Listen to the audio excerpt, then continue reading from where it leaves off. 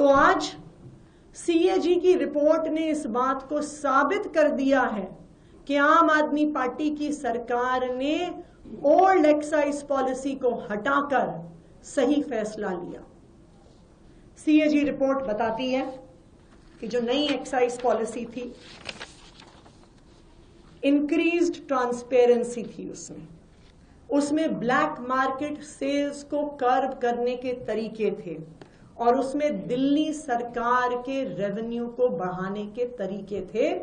ये मैं नहीं कह रही हूं, आज मैं तो कई सालों से कह रही हूं, लेकिन आज सीएजी रिपोर्ट बता रही है अपने 8वें चैप्टर में कि जो न्यू एक्साइज पॉलिसी 2021 में दिल्ली सरकार, आम आदमी पार्टी की सरकार लेके आई, उस एक्साइज पॉलिसी के माध्यम से दिल्ली सरकार का खजाना बढ़ना चाहिए था। उस पॉलिसी में ट्रांसपेरेंसी थी, उस पॉलिसी में स्मगलिंग रोकने के तरीके थे, उस पॉलिसी में ब्लैक मार्केटिंग रोकने के तरीके थे। और जैसा हमने देखा, यही पॉलिसी पंजाब में इंप्लीमेंट हुई। और जब पंजाब में 2022 में ये पॉलिसी इंप्लीमेंट हुई तो हम देख सकते हैं 2021-22 में पंजाब का एक्साइज रेवेन्यू 6,158 करोड़ था, जो नई एक्साइज पॉलिसी के आने से मात्र एक साल में बढ़कर 8,841 करोड़ पर पहुंच गया। और 2024-25 में अब फाइनेंशियल ईयर खत्म होने वाला है, प्रोजेक्टेड एक्साइज रेवेन्यू 10,146 करोड़ है।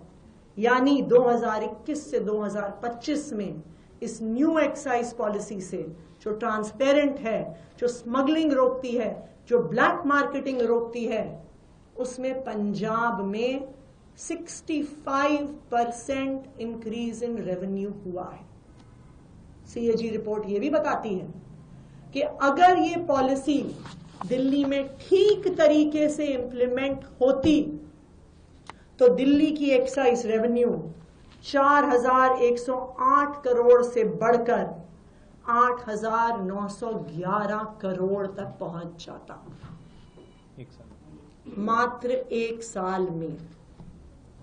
तो अब जो सवाल दिल्ली वालों के सामने है, अब जो सवाल देश के सामने है कि एक खराब पॉलिसी हटाकर एक अच्छी पॉलिसी लाई गई, एक ट्रांसपेरेंट पॉलिसी लाई गई, लेकिन उस पॉलिसी का ठीक से इंप्लीमेंटेशन नहीं हुआ तो वो 8,900 करोड़ तक सरकार का खजाना नहीं पहुंच पाया, 2,000 करोड़ कम रह गया।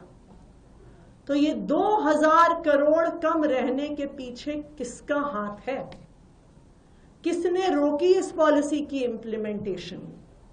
किसने ये 2,000 करोड़ का सरकारी खजाना बढ़ने से रोका? इस सीएजी रिपोर्ट के आधार पर उस पर इन्वेस्टिगेशन होना जरूरी है और मैं उम्मीद करती हूं कि उस पर इन्वेस्टिगेशन होगा, क्योंकि ये इंप्लीमेंटेशन रोकने के पीछे 3 लोग जिम्मेदार हैं।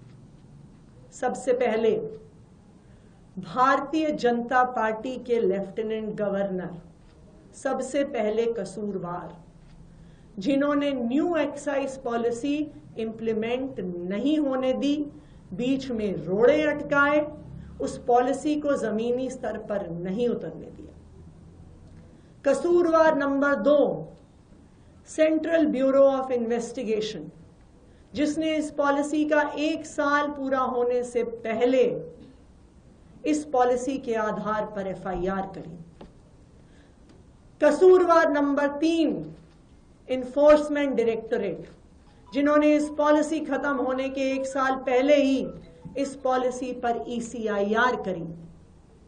एलजी साहब की रोक टोक के बाद, सीबीआई की एफआईआर के बाद, ईडी की ईसीआईआर के बाद किसी भी अफसर की हिम्मत नहीं थी कि इस पॉलिसी पे फिर से साइन कर दें।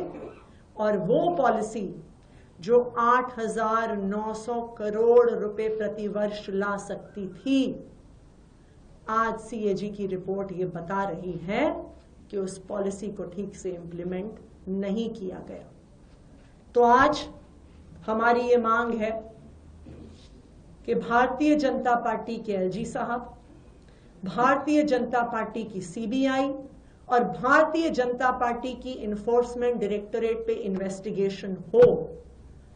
इस सीएजी रिपोर्ट के आधार पर इन्वेस्टिगेशन हो कि पता तो चले कि आखिरकार क्यों इस पॉलिसी को रोका गया, क्यों 2000 करोड़ का लॉस टू एक्सचेकर दिल्ली सरकार को करवाया गया। इस पर इन्वेस्टिगेशन होनी चाहिए और इस पर एफआईआर होनी चाहिए। लेकिन हमारी आज एक